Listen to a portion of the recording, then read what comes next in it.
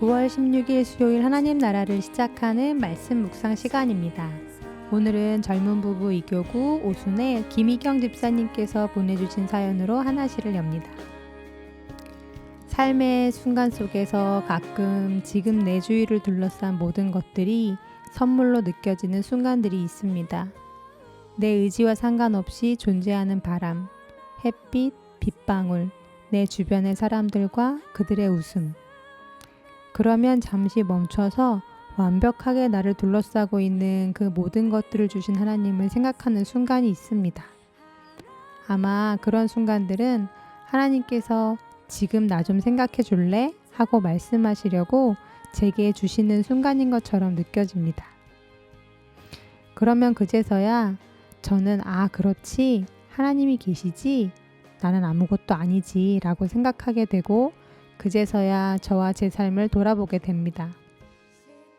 너무 분주하고 바쁜 일상을 살아가면서 마치 이 모든 일상이 하나하나 해치워가야 하는 숙제처럼 느껴지는 날들이 반복되고 있는 요즘, 이 찬양을 성도님들과 함께 들으며 제 삶도 다시 한번 돌아보고 싶습니다.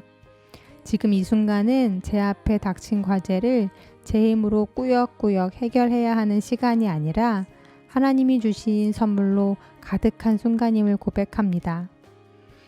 숨이 턱까지 차오를 때, 조금 무기력해져 있을 때 하나님께서 주신 자연과 소중한 사람과 환경을 돌아보며 내 삶의 매 순간을 예쁜 색으로 물들이시며 감사함으로 가득 채우시는 그 선물의 기쁨을 온전히 누리시는 우신교회 성도님들 되길 간절히 기도합니다. 라고 사연 보내주셨어요.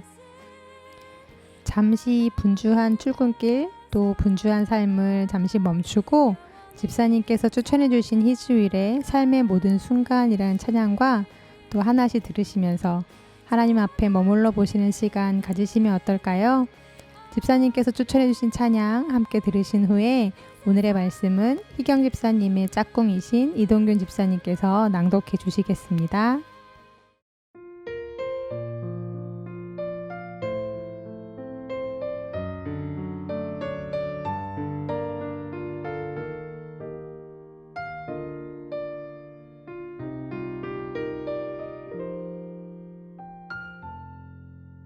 이 생명 다하는 날 안개같이 사라질 때 나는 한없는 영광 주께 돌리리.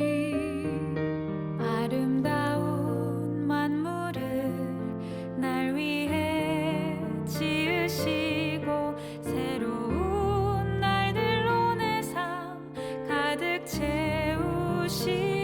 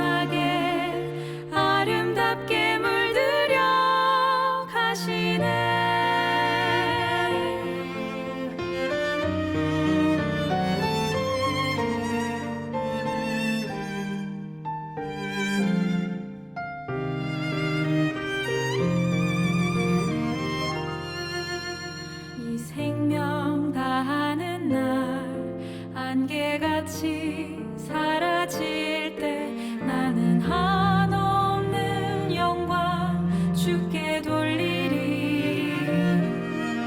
아름다운 만물을 날 위해 지으시고 새로운 날들로 내 삶 가득 채우심을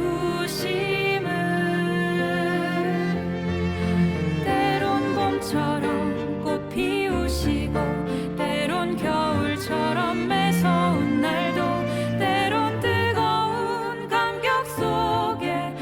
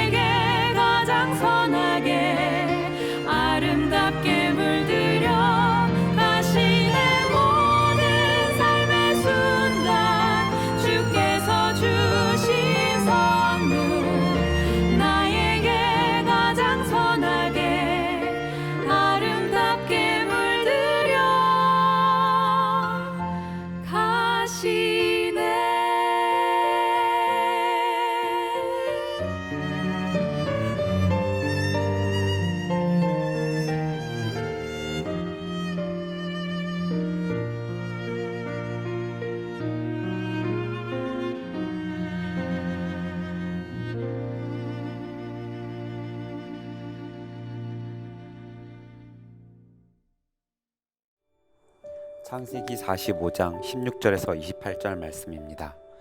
요셉의 형들이 왔다는 소문이 바로의 궁에 들림에 바로와 그의 신하들이 기뻐하고 바로는 요셉에게 이르되 내 형들에게 명령하기를 너희는 이렇게 하여 너희 양식을 싣고 가서 가나안 땅에 이르거든 너희 아버지와 너희 가족을 이끌고 내게로 오라.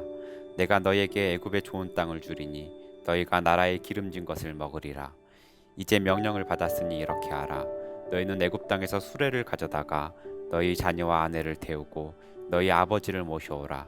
또 너희의 기구를 아끼지 말라. 온 애굽 땅에 좋은 것이 너희 것임이니라.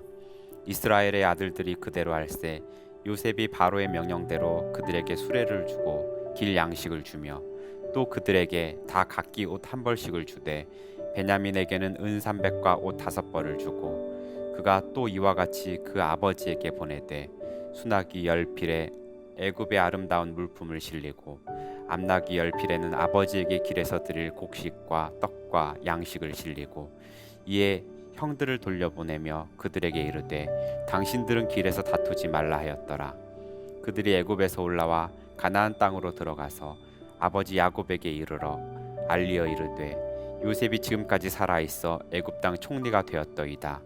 야곱이 그들의 말을 믿지 못하여 어리둥절하더니 그들이 또 요셉이 자기들에게 부탁한 모든 말로 그에게 말하매 그들의 아버지 야곱은 요셉이 자기를 태우려고 보낸 수레를 보고서야 기운이 소생한지라. 이스라엘이 이르되 조카도다. 내 아들 요셉이 지금까지 살아있으니 내가 죽기 전에 가서 그를 보리라 하니라. 요셉의 10명의 형들 르우벤, 시므온, 레위, 유다, 단, 납달리, 갓, 아셀, 이사갈, 스불론. 이들 모두가 요셉을 시기했고 또 그 시기심이 극에 달해 요셉을 죽여 없애고 싶을 만큼 그를 미워했던 것은 똑같았지만 진짜 그 마음을 입 밖으로 내뱉아 그 일을 실행에 옮기기까지는 이를 앞서 주동한 인물이 분명히 있을 텐데 성경에는 그가 누구였는지 그 이름이 정확히 언급되어 있지 않습니다. 창세기 37장 20절 말씀에도 자, 그를 죽여 한 구덩이에 던지고 우리가 서로 입을 맞추어 한 짐승이 그를 잡아먹었다고 하자 이렇게 적혀 있긴 하지만 맨 처음 그 의견을 낸 사람이 누구였는지는 이름이 나와 있지 않습니다. 다만 이러한 다수의 형제들의 의견과는 달리 그를 어떻게든 살려보려 했던 큰형 르우벤의 이야기와 또 죽이지 말자는 것에는 같은 의견이었지만 그렇다고 다시 집으로 데려가는 것에는 뜻이 달랐던 유다가 그를 미디안 상인들에게 팔아넘기는 이야기가 이후 37장 말씀에 덧붙여져 있죠. 이건 어디까지나 제 추측이긴 하지만 아마도 애굽의 볼모로 잡혀있던 시므온이 그때 가장 먼저 그리고 가장 강력하게 이 의견을 냈던 사람이 아니었을까 생각해 봅니다. 어찌되었든 오늘 말씀에서는 자기가 바로 20년 전 형들이 애굽에 팔아넘긴 그 동생 요셉이라는 것을 밝힌 요셉이 이 모든 것이 다 하나님의 계획과 섭리였음을 고백하면서 바로의 허락을 받아 이제 형들에게 이야기해서 아버지와 고향 식구들을 전부 애굽으로 데려올 것을 명하는 장면이 나와 있습니다. 그런데 그 속에서 요셉이 형들에게 간곡히 부탁하는 당부 하나가 적혀져 있죠. 24절 말씀인데요. 이에 형들을 돌려보내며 그들에게 이르되 당신들은 길에서 다투지 말라 하였더라 라고 기록되어 있습니다. 그렇다면 요셉은 왜 형들이 돌아가는 길에 반드시 분명 싸우고 다툴 것이라고 생각했던 걸까요? 형들에게는 옷을 한 벌씩만 주고 자기 동생 베냐민에게만 옷 5벌을 챙겨준 것에 대한 불만과 불평 때문이었을까요? 아니, 그렇지 않습니다. 그것은 한마디로 탓 때문이었습니다. 그들이 팔아넘긴 이후로 어디서 어떻게 되었는지 생사조차 확인할 방법이 없었던 동생이 어느 날 갑자기 애굽의 총리가 되어 자기들 눈앞에 서 있습니다. 물론 형들이 한 짓이 아니라고 하나님이 계획하신 일이었다고 그러니 걱정하지 말라고 안심시켰지만 죄를 지은 당사자들은 두려움에 떨 수밖에 없었습니다. 다시금 20년 전에 있었던 일을 들추어내고 20년 동안 서로 덮어오고 침묵해오던 자신들의 죄를 꺼내서 정직히 대면해야 할 시간이 찾아왔던 것입니다. 가나안으로 돌아가는 길, 분명 그들 사이에서는 이런 이야기들이 오고 갔겠지요. 그때 누가 처음 이야기를 꺼냈지? 그래, 그때 저기 요셉이 오는 걸 보고 누가 먼저 얘기를 꺼냈던 거잖아. 나는 그때 진짜 그럴 마음까지는 없었다고. 나는 그냥 조금 혼 좀 내주고 싶었던 것 뿐이야. 누군가 이렇게 이야기했겠죠. 그 이야기를 들은 루벤은 그러니까 내가 손대지 말라고 했잖아. 나는 그때 요셉을 살려주려고 했던 거라고. 그렇게 얘기했을 것입니다. 유다는요? 나도 마찬가지야. 나도 어떻게 해서든지 요셉을 살려야겠었어. 그래서 미디안 상인들한테 팔자고 했던 거야. 안 그러면 너희들이 요셉을 죽일 것만 같았거든. 이렇게 만약 이야기들이 오고 간다고 생각해 보세요. 서로 자기는 그럴 마음이 없었노라고 책임을 전가하면서 누구의 탓이 제일 크냐? 나는 아니다. 이걸 이제 와서 아버지께 어떻게 설명할 거냐? 누가 이 이야기를 꺼낼 거냐? 어떻게 이야기할 거냐 등등 좋은 이야기들이 오고 가지는 못했겠죠. 그걸 우려했던 요셉이 형들에게 돌아가는 길에 서로 다투지 말라고 당부했던 것입니다. 탓을 하다 보면 끝이 없고 결국 결론이 없이 감정만 상하고 상처만 남기게 될 게 분명하기 때문입니다. 그래서 또 하나의 추측은 아마도 아버지께도 무어라 해명해야 할지 이것이 어떻게 된 연유인지 요셉이 형들에게 다 알려주지 않았을까 싶습니다. 아버지가 알고 있는 대로요. 그날 형들을 만나러 가는데 맹수의 습격이 있었고 그런데 마침 길을 지나던 미디안 상인들이 자기를 발견하고는 자기를 데리고 가서 치료해 주었노라고. 그래서 목숨을 건질 수 있었다고. 이러한 과정을 거쳐서 지금 자기가 애굽의 총리가 되었다고. 아버지께 전달할 이야기들을 세심히 다 일러주지 않았을까 싶습니다. 그렇지 않고서야 돌아가는 길에 책임 전가를 놓고 현재의 난이 일어날 것은 불보듯 뻔한 일이었기 때문입니다. 실제로 27절 말씀에 아버지를 만난 아들들이 이렇게 아버지께 이야기하는 장면이 적혀져 있습니다. 그들이 또 요셉이 자기들에게 부탁한 모든 말로 그에게 말했다라고요. 그들의 죄를 가리워주고 덮어주는 요셉의 용서가 그들을 부끄럽게 했고 또 죽음에서 그들을 살렸으며 그들을 다시금 하나 되게 하였습니다. 그 옛날 선악과를 따먹고 서로 죄를 전가하면서 남의 탓만을 하던 아담과 하와에게 하나님이 끝까지 명명백백히 따지고 물으셔서 죄에 더 지분이 있는 주동자를 찾아내신 게 아니라 그들의 죄를 더 이상 묻지 않으시고 동물을 죽여 그 가죽옷으로 그들의 수치를 가려주셨던 것처럼 말입니다. 오늘 우리는 그렇게 하나님 앞에서 가리움의 축복, 가리움의 은혜를 입으며 살아가고 있습니다. 만일 하나님께서 우리 죄를 다 들추어내시고 만방에 드러내신다고 하신다면 그 앞에서 결코 살아남을 사람, 그 앞에서 감히 얼굴을 들고 뻔뻔히 살아갈 수 있는 사람이 몇이나 될까요?